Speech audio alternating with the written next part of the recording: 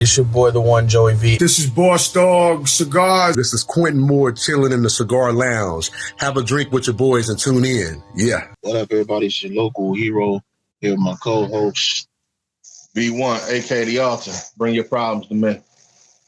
And we're gonna give y'all a quick smoke break because y'all haven't had one in a while. So, it's been crazy. I've been listening to, I'm into hip hop. It's kind of a hip hop thing we got going on here. And I've been listening to a lot of old Snoop interviews. I sent a couple to you. Yeah, I got it. What I'm gonna say is Snoop. It seems to me, and I used to have a lot of respect for this dude. Snoop seems to me like one of the homies you really don't want to have around you. Like, he seems like, you know what I'm saying? When you can't defend yourself, he has a lot of shit to say. Like, he was getting real crazy how they was pressing Pac in jail and all this. And then Fat Joe was like, well, nobody pressed him because he had Terror Squad behind him. Like, there's a lot of crazy stuff that Snoop is coming out his mouth with. But it kind of leads us into the topic of loyalty with friends, right? Because that's kind of what it goes into. But my whole situation on it is two things. One, if you my homie and something happened to you, I'm never going to speak ill of you. And two, if we homies and something is said to offend you, I would rather you tell me so that we can make amends of it right there. All right, but what do you think about it, man? Like, what is a real homie, man? Like, what is the G code of situation? Your homie passed away. Y'all might not have been on the greatest of terms. You might not have been on speaking terms, but you have an interview and they asking about him. How would you address the situation? I'd address it the same way as if they were alive. Mm-hmm. We keep everything in house. Our problems is our problems. If you ask me how I felt about him, as far as you know, everything was great.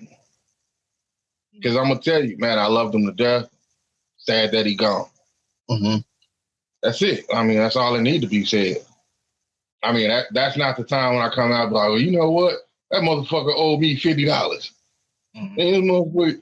Man, I remember I gave him a pair of shoes, man. That motherfucker never brought my shoes back. Or we did this and we did that, and we didn't like each other at the time. Like, no.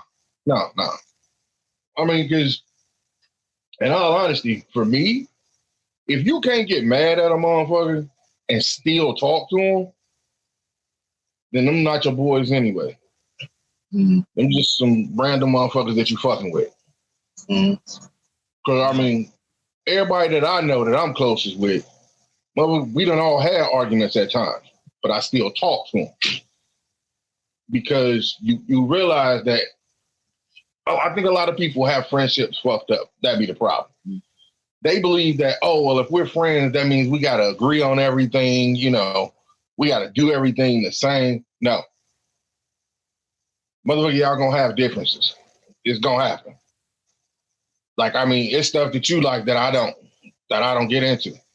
It's stuff that I get into that you and Kimbro don't get into.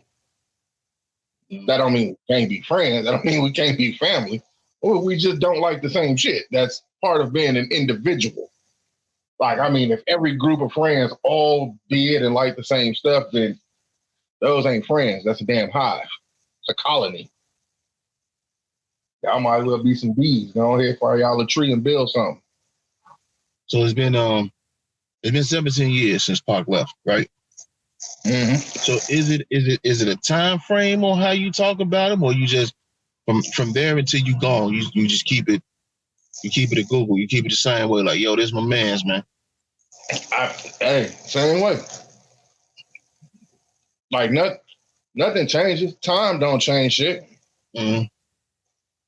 I mean, that's one of those things where I feel like you know what I'm saying? Like, if you got something bad to say about a person, say it while they're alive.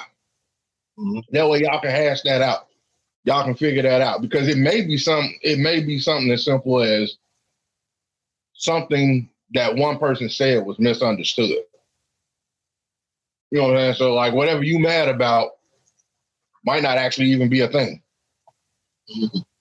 So, like, I guess I never really run into that type of problem because especially now, people know I am who I am 100% of the time. I'm not sugarcoating anything. I'm not going to.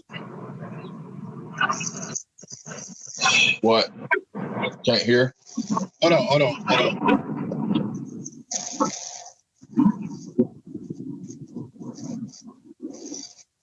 I promise you, St. Andrews Air Force Base have been fucking quiet for the last fucking 3 to 4 days. Now they want to. All right, now go back to we're going to cut that part out. Now go back to what you saying. I mean, it don't even matter because honestly, I can't hear it. I mean, it might just be loud on your side, but like, as far as the court, it's going to pick up. It might pick up on my side when we go through. I'm going to play through the record and see if it does. But let's just go back and what you saying? Anyway, people who don't, I'm 100% the same way all the time.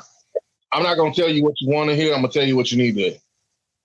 And it ain't even really what you need to hear. It's It's honesty. I'm going to tell you the truth, whether it hurts you or not. My job is not my job, and people get mad when I say it. My job is not to care about your feelings. Mm-hmm. That's not my job. My job is to help you be as successful as you can. Now, do you keep that? Do we do what like again? Now, does that go to it when your homie gone? Like, do you still like, man, fuck their feelings? That's the thing to give. So not only this is the thing that kills me, right? I mean, he gone and his mom gone, but he still got sisters and brothers out there.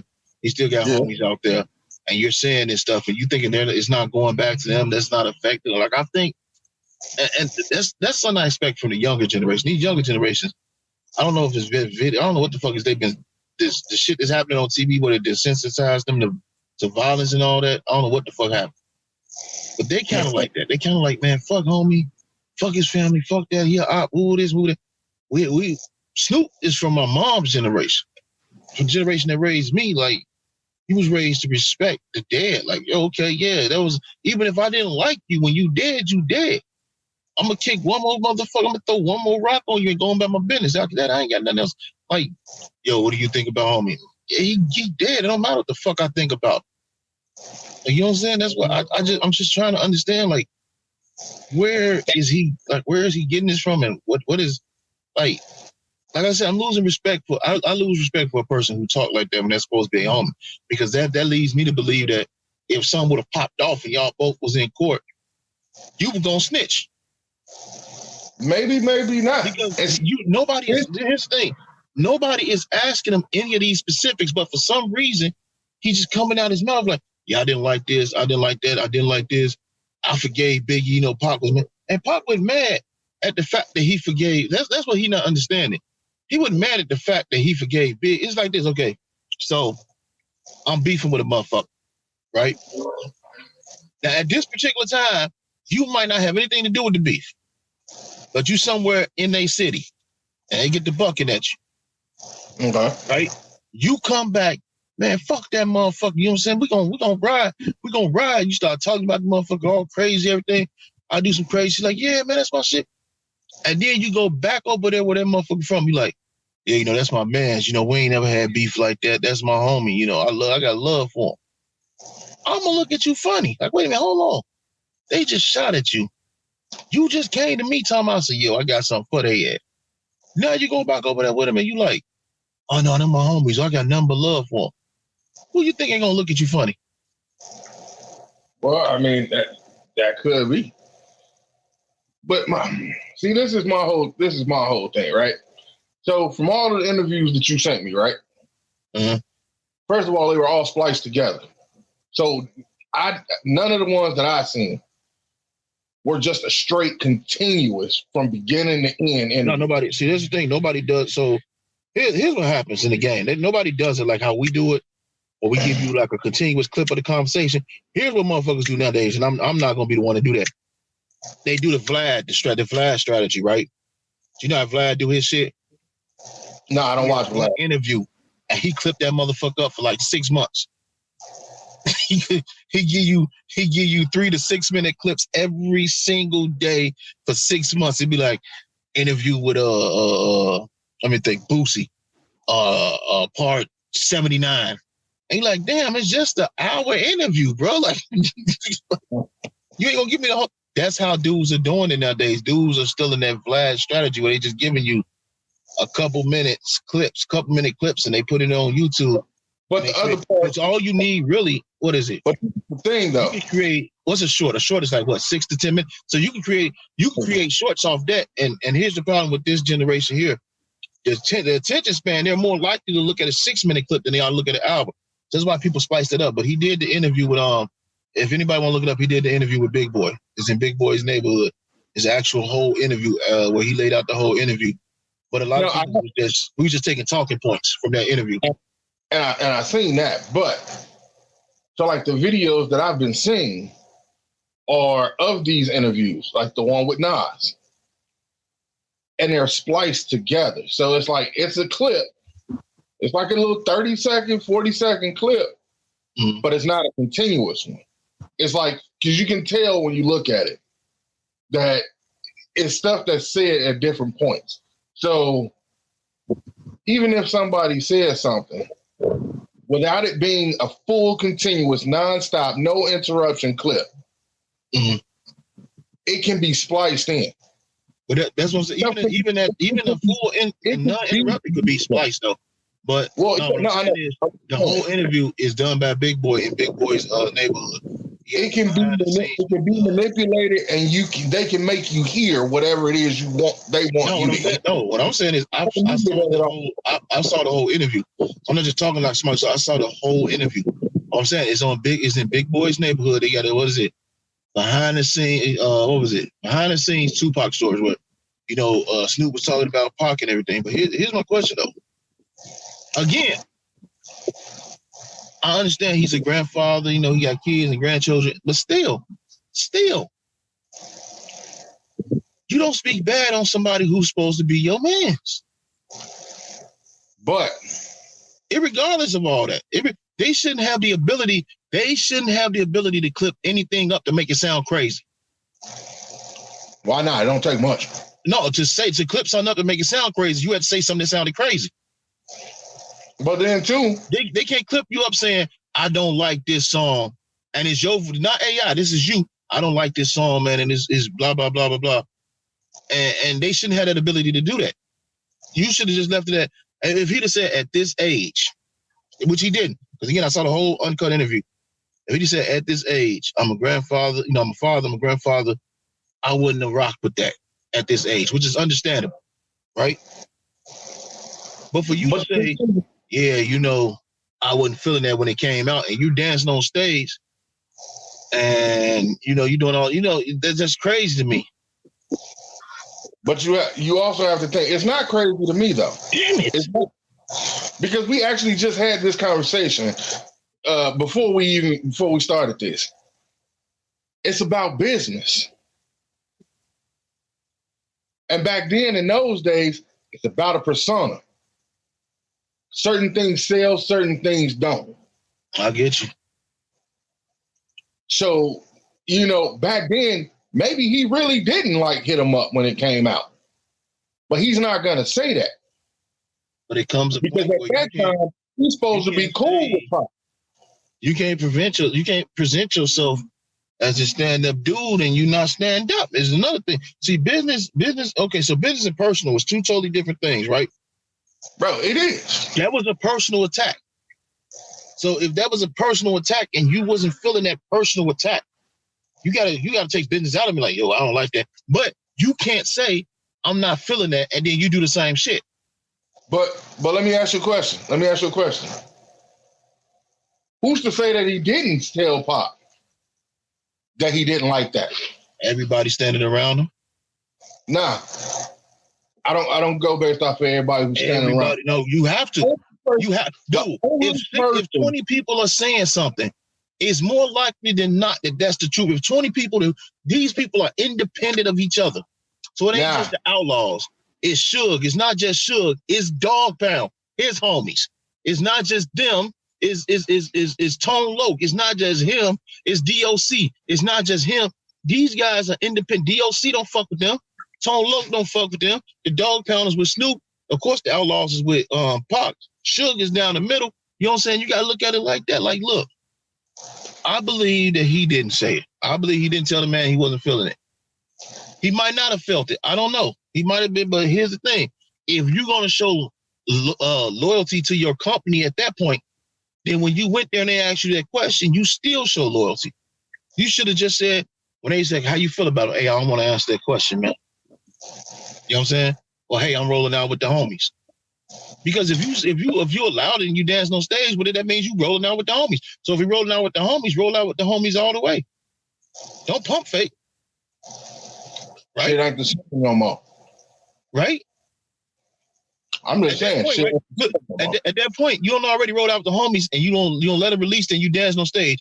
At that point, if you gonna fucking crash out all the way. You know what I'm saying? Shit, I'm just saying shit ain't the same, you know? No. I'm talking about back then when it originally happened. That's how him and Pac stopped talking. What I'm saying is if you originally was crashing out with the homies, keep crashing out. Why are you changing it? If you didn't like it, but you let it ride out and you dancing with it, you rapping along with it.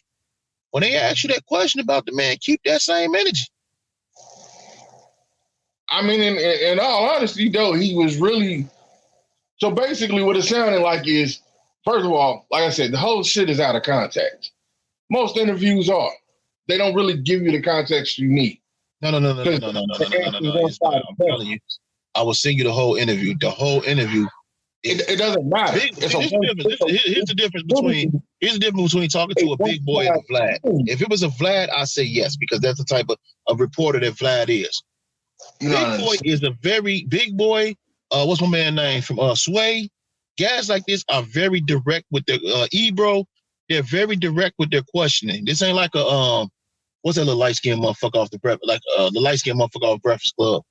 DJ Envy. It ain't like them guys, but when they just ask you indirect shit. No, when these guys ask you something, they ask you a direct question. It's direct. It's not a beating around the bush. It's not a soliloquy. It's not a riddle. No, they say, hey, what do you think about this particular situation at this particular time? What did you think? So I'm asking at this particular time, what do you think about this situation? Okay, now saying that they ask direct questions, right? Mm-hmm. If they asked him at that moment, how do you feel about that situation? That wasn't the question.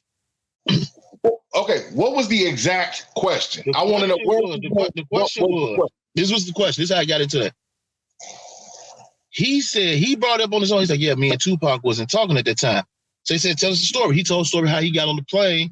And then he told the story hundreds of times, and other people said the same thing. He sat in the back and he had a knife on him because he was afraid they was going to fuck him up because they was mad at him. Right. So he said, why was he mad at you? He said, because at that time, I did an interview with Angie Martinez, and that interview's online too. And he said this hundreds of times. He said, I didn't have a problem with Big. I didn't have a problem with Puff. Those were my homies. Now, what motherfuckers was saying was, and Pac told people this, Pac is not mad that you didn't have a, because if you look, right, Dog Pound never went at him. He ain't had no problem with them. DJ Quick never went at Big. He ain't had no problem with that. There's a lot of guys on the label that didn't go at Big. He ain't had no problem with. He had a problem with the fact that you came back, made these songs, because the song, you didn't hear the song. Right now, let's be honest, right now it's whack as shit. But back then it might have been good. But the song is on the internet when he was talking about Pac, Snoop songs on the internet when he was talking about Big. Okay. And he said the problem was that he made a song about him. And he was putting his chip in Pac back, like, yeah, man, we're going to get that fat motherfucker.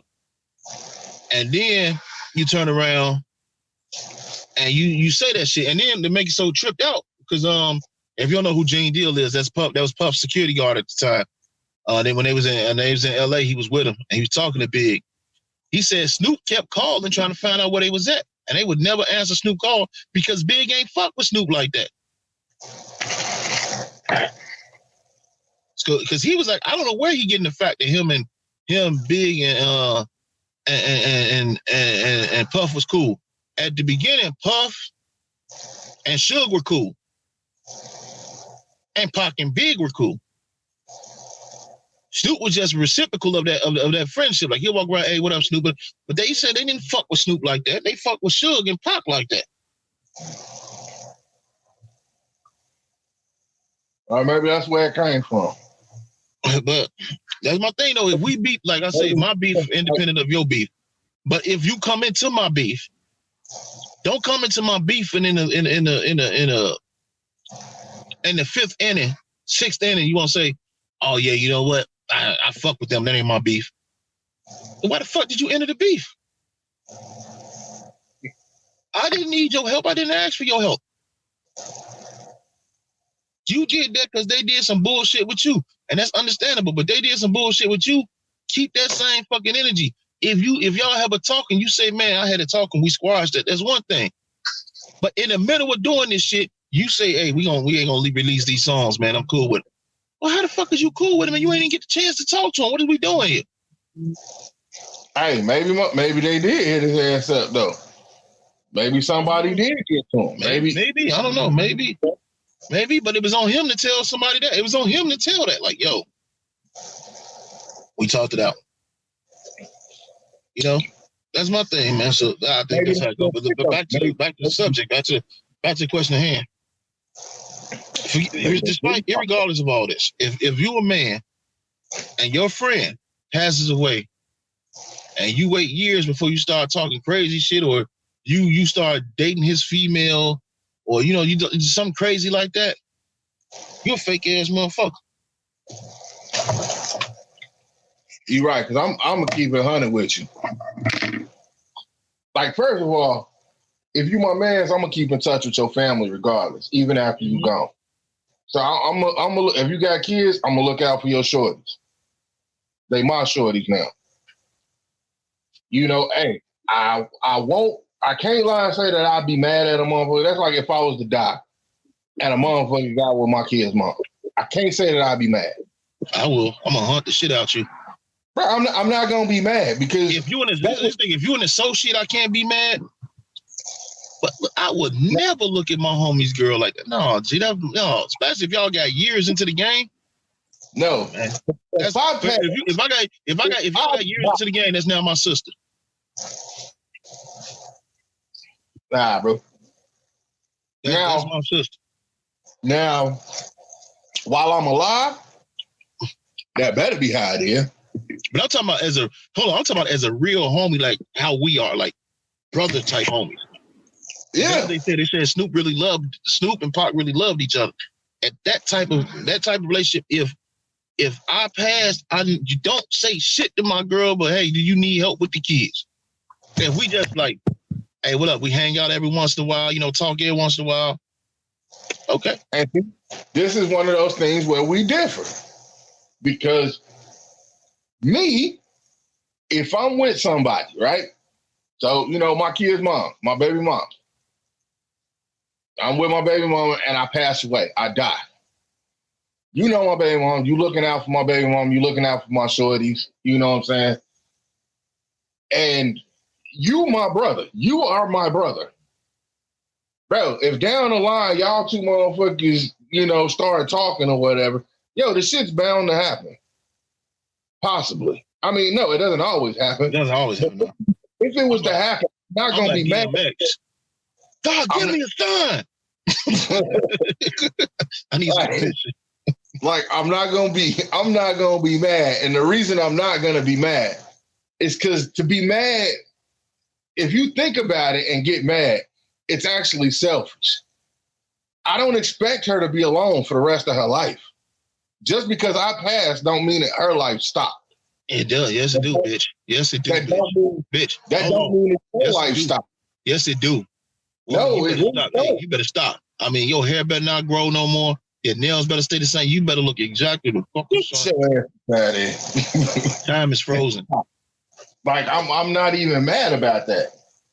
I mean, it's one of those things. Like, I would rather it be my best friend. You know what I'm saying? My best friend, my brother, somebody I know. I mean, me, I'm not a real religious person, so I don't even really know if I believe in the whole heaven and hell shit. Whatever. Feel weird to me. What? Should just feel weird to me. I don't know. But no, I'm just saying, but I'd rather it be somebody that I know actually knows this woman, who knows what she's been through, what she's going through. It's probably been there for so much shit, and they have that past. So this isn't It's not like it's something where she's got to start completely. All right, you know what? You win. All right, you win. Okay, if it's non-nefarious, if it's an actual organic relationship, okay. Now, I mean, you know what I'm saying? Now, if you get with a just a fucker, though, I'm gonna be upset.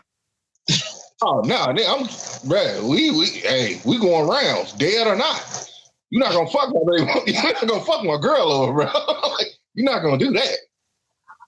Now, keep in mind, I got contingencies because if it comes out that y'all was fucking around before I died, we're gonna have to take care of that too.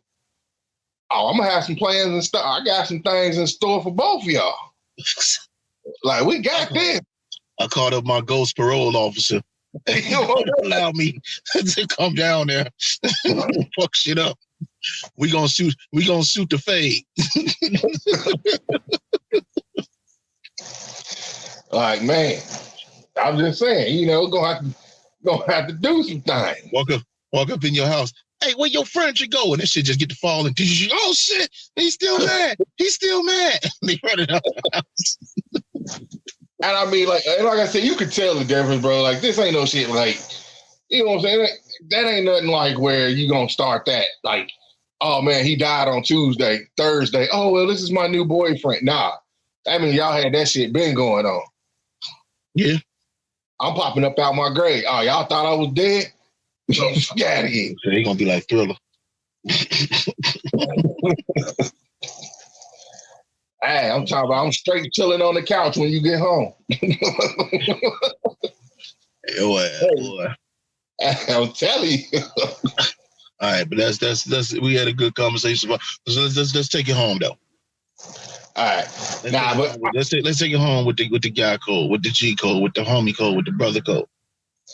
I mean, if we go best advice you can give somebody if the homie died and he's really your man's enough. The best advice you can give him when conducting interviews. If that's really your man, bro, just keep it 100. Keep the same energy you had when he was alive. If you got any bad feelings when he dies, if you haven't expressed them before he passes, just bury that shit. Bury that with your boy. Mm-hmm. You should never have anything bad to say about him.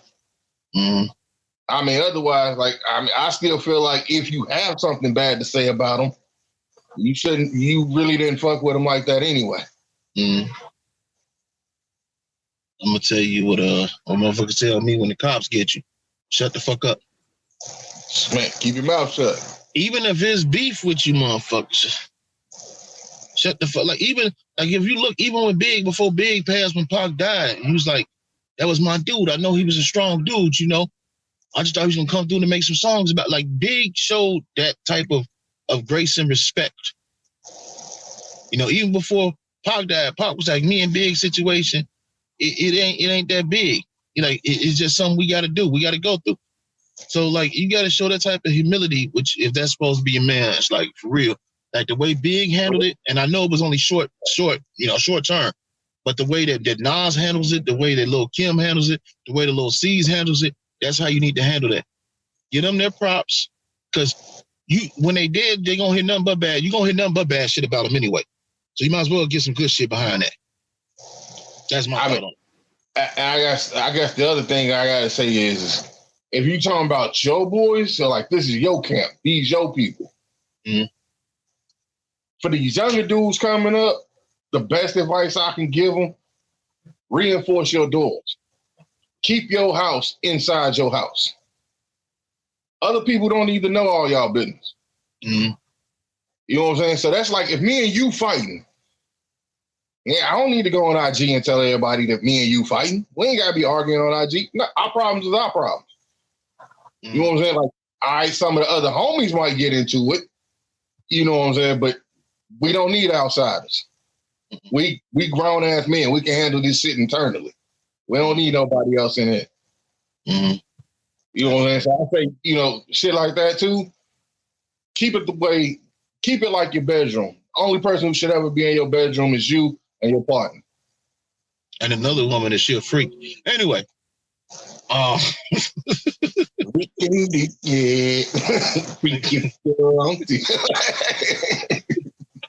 Anyway, glad we covered that, man. That's just a little something for y'all to go ahead and take with y'all, man.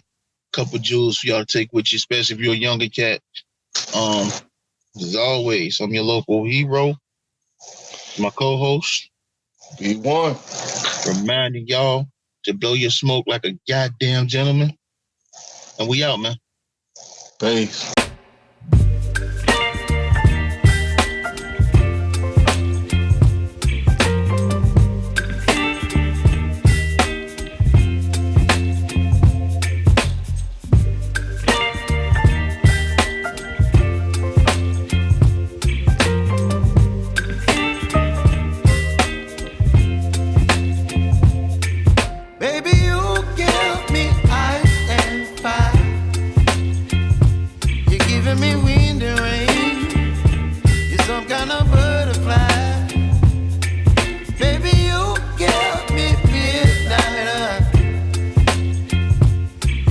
My appetite, don't leave me here.